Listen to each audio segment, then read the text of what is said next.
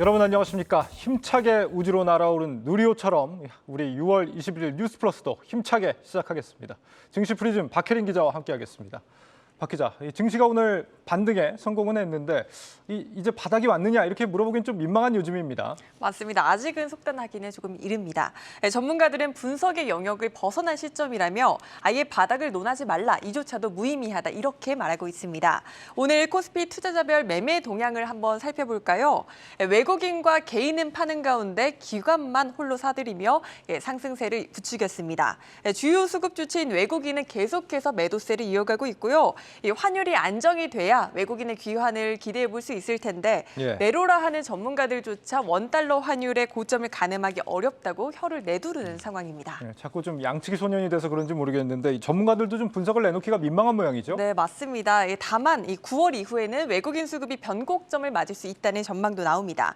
IBK 투자증권의 유가 수요가 줄어들고 연준이 계속해서 자이언트 스텝을 밟기는 어렵기 때문에 추후 금리 인상폭을 줄일 가능성도 있다고 봤습니다. 이 시점이 환율과 외국인 매도가 고점을 찍는 시점이라고 덧붙였습니다. 지금 뭐 최악의 상황을 지나고 있기 때문에 최악이 더 이어지느냐 아니면 좀 완화되느냐 기로에 놓였다는 점에서는 좀 희망의 회로를 좀 돌려볼 만한 시점이 아닌가 싶습니다. 박 기자, 지금 상황에서 우리가 좀 주목할 수밖에 없는 게 기업들의 좀 실적 아니겠습니까? 네, 어떻습니까? 제가 오늘 계속해서 가늠하기 어렵다, 예측이 어렵다 이렇게 말씀을 드려서 많이들 답답하실 텐데 제가 오늘 취재 과정에서 가장 많이 들었던 답변도 예측이 어렵다는 답변이었습니다. 금리 인상과 경기 둔화에 따라 기업의 이익이 어느 정도까지 밀릴지도 가늠하기 어려운 상황입니다. 단적으로 코스피 영업이익의 약 3분의 1을 차지하는 이 반도체 업종의 영업이익 추정치가 최근 하향 조정됐고 반도체와 운수, 에너지 등 3개 업종을 제외한 기업들의 영업이익 컨센서스도 지난 1월과 비교해 8.9%가량 축소된 상황입니다. 지금 우리 기업들이 이달 20일까지 수출이 마이너스 성장을 기록했다라고 하고 있기 때문에 이 기업들 실적 타격 없다고 보기에는 좀 무리가 있을 것 같습니다. 이럴 때 대응 전략도 좀 취재를 해봤다고요? 일단 전문가들은 지금 팔더라도 실익은 크지 않다, 즉 패닉셀은 현명하지 않다고 입을 모으고 있습니다. 지금과 같은 상황에서 관망하면서 장이 조금은 진정되기를 기다리는 편이 오히려 조금 더 낫다는 평가고요. 또 6월은 일명 여름 휴가비로 불리는 중간 배당이 있습니다. 지금과 같은 변동성이 큰 장에서는 중간 배당금을 지급하는 종목들에 주목해보라는 조언도 나오고 있습니다. 배당금이 속쓰린 장에서 위로도 될 것이고 주가 방어 측면에서도 매력적일 것이란 설명입니다. 미래에셋증권에 따르면 이달 분기 배당에 나설 것으로 예상되는 종목은 총 89개인데요. 엠브레인과 크레버스, 리드코프 등이 높은 배당 수익률을 기록할 것으로 전망됩니다. 솟아날 구멍은 그래도 있다는 거군요. 네, 그렇습니다. 또 유진투자증권 등은 올해 실적 눈높이가 오르고 있는 에너지나 산업재 업종과 주가 수익 비율이 최근 하락폭이 굉장히 컸던 건강관리 등의 업종에도 관심을 가져볼 것을 조언했습니다. 또 경기 방어주로 불리는 통신주 등도 두각을 나타낼 것이라는 설명이 나타나고 있고요. 또 포트폴리오를 한번 다시 짜본다면 스태그플레이션의 리스크 해지 가능성을 고려해서 정유 혹은 방산, 자동차 등에도 주목해보라는 조언이 나오고 있습니다. 주식이 아니라 금과 채권에도 눈을 돌려보라는 조언도 나오는데요. 실제로 장기적인 관점에서 상대적으로 가격 메리트가 생긴 이른바 안전자산이 투자처로 꼽히면서 최근 자금이 몰리고 있습니다. 배성재 기자 리포트 보고 오겠습니다. 국내 대형 증권사 4곳의 올해 국내외 채권 판매량입니다. 모두 합쳐 24조 원, 작년 같은 기간에 비해 무려 60% 넘게 늘었습니다.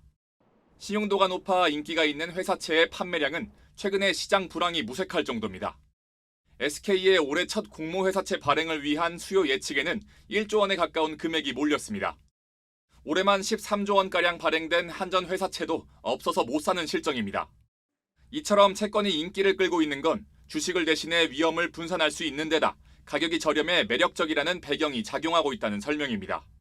미국 연방공개시장위원회가 발표한 점도표상 2024년부터는 금리가 내려갑니다. 따라서 2년 뒤를 내다보고 가격이 떨어진 채권을 저가 매수하는 투자가 늘었다는 겁니다. 시중금리가 올라가기 시작하면은 채권 가격은 오히려 떨어지는 상황인데 상당히 저렴한 구간이라고 치면은 미국제 10년물을 산 다음에 내년 정도 가서 금리를 인하한다고 했을 때 10년물을 팔고 2년물로 다시 접근하는 전략을 현재로서는 추천을 드리고 있습니다. 지금 시점에서 국내물을 사는 것들도 나쁘지 않다. 같은 관점에서 금 또한 점차 매력적인 투자처로 떠오르고 있습니다. 금 가격은 저금리 기조가 이어지던 2020년 2,000달러까지 급등했습니다. 올해 초 안전자산 선호 심리로 다시 급상승했다가 고금리와 강달러 영향으로 온스당 1,800달러대로 내려앉았습니다. 따라서 금 또한 반등의 가능성이 열려 있다는 예측이 나오고 실제 수요도 조금씩 올라오는 것으로 관측됩니다. 연준의 금리 인상이 조금 어떻게 마무리되고 첫 번째 금리 인하가 좀 언제쯤 시작하는지가 좀 가늠이 되는 시점부터 금 가격이 좀 다시 급등세를 좀 보일 수 있다라고 생각을 하고 있어서 이제 4분기 중에는 이제 금 가격도 좀 반등의 가능성이 좀 열려 있다라고 말씀을 드릴 수 있을 것 같아요.